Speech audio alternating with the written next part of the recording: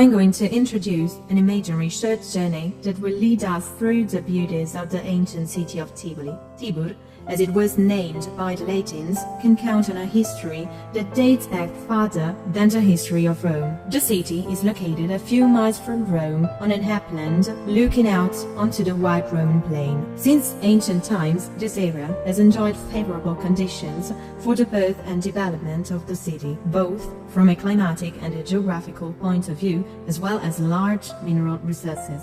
Here, water has always been the protagonist, together with stone, creating intense wilds and natural romantic landscapes, but has also favored human creativity.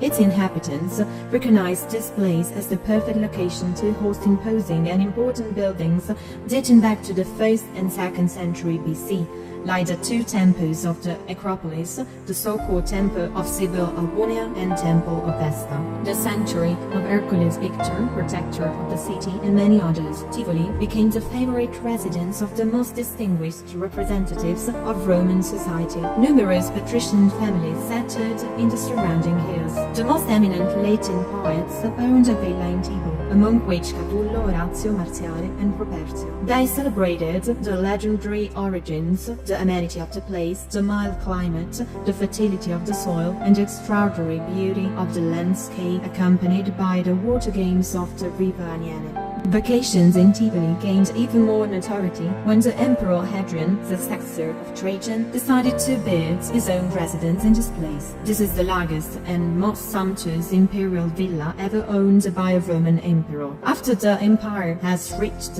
his maximum expansion, Hadrian dedicated his 21 years of principality from 117 to 138 AD to the consolidation of the enormous extension of the empire, strengthening borders and re-establishing peace. He was a man of great philosophical knowledge, with a great number of interests. He was an orator and politician, particularly fascinated by the fine arts. His education was mainly influenced by Greek and Egyptian culture. Each structure was the child of a dream. With these words, the French writer Marguerite Yourcenar, in her novel Memoir of Hadrian, expresses the charm of the buildings that make up the villa. Among the most characteristic, one can find the Pecile, perhaps inspired by the Stoa Poikile, a famous colorful porch of Athens, the Canopo, a canal which connected Alexandria to the city of Canopus in Egypt, a very dear place to him, being where his beloved Antinous lost his life drowning in the Nile, and more, the Teatro Marittimo, a small circular island surrounded by a canal, a real domus inside the villa that the emperor built to meditate, ride, and isolate himself from the rest of the world. On the 9th of September 1550, after his dream of becoming Pope disappeared, Cardinal Ippolito II d'Este, son of Alfonso I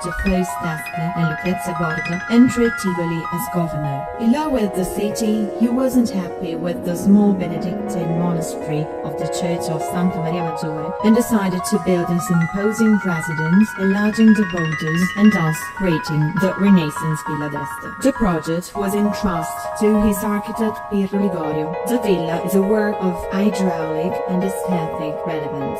The fountains and the water gardens enchant. Listening to the sounds, we see that water itself composes music. Among the most characteristic places one can see the path of the 100 fountains, the fountains of Tivoli or Ovato, dedicated to the city, the fountain of Rome or Rometta, which is a group of miniature sculptures representing the most significant elements of the eternal city. The organ fountain, a small temple housing an organ moved by hydraulic power, the fountain of Neptune with its imposing ashes, and the fountain of the dragons, from which mouth water springs out. Once again, water is the main element in the definition of landscape, generating the fascinating park of Villa Gregoriana, located at the foot of the ancient Acropolis. The presence of archaeological sites from various periods, such as the villa of the Roman consul Manlio Vopisco, exceptional natural elements, caves and panoramic views, makes it a park of great environmental, historical and artistic value. Walking through this magical garden, we can enjoy the perfumes, the colors, and the gargles of water offered by nature. At the end of two tunnels, the water of the great waterfall impetuously falls. This artificial waterfall was done on purpose by Pope Gregorius XVI in order to deviate the course of the river following the devastating flood of 1826.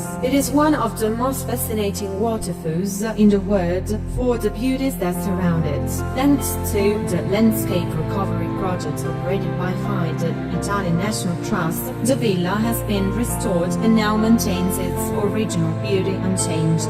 Today, Tivoli is the only city in the world, together with Beijing, that can hold two UNESCO World Heritage Sites, Adrian's Villa and Villa d'Este. But a new one could be added with the assignment of a third wonder, that is Villa Gregoriana. Over the centuries, important figures of literature, painting and music have chosen Tivoli for its lucky coincidence of archaeological, historical and natural occurrences, showing in their works the exceptional nature of the place that soon became an inevitable destination of the Grand Tour. In this city, history leaves an indelible mark in the soul of its visitors.